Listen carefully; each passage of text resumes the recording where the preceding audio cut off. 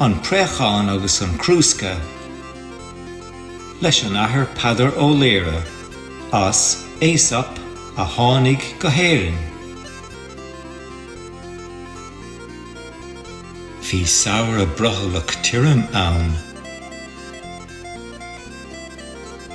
Bhí an talamh ina bhalc, an féar ina níis, an ithear ina ceol, an ghrian ag scoilte na grán, agus an Préachán ag cur a hang amach le neart gealáin agus brothall.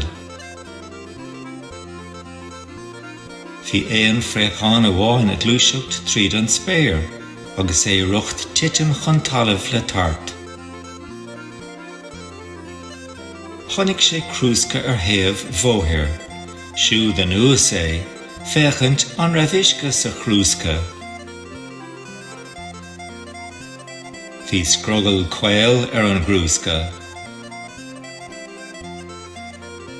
Deach an Préachán sios am.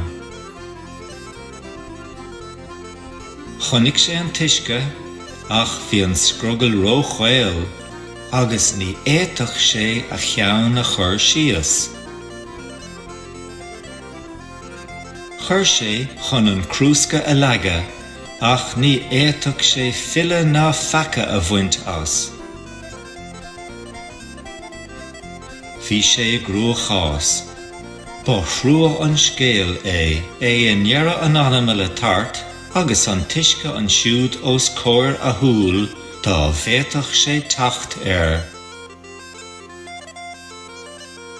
Deach sé ina thimpeall, bhí garbhé leagtha ar an mbóthar.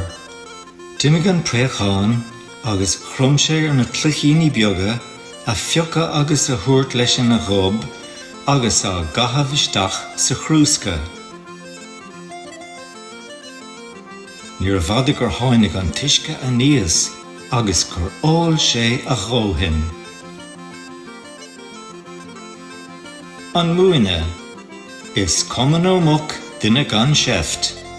An té nach bfuil láidir ní filleár dó bheith glic.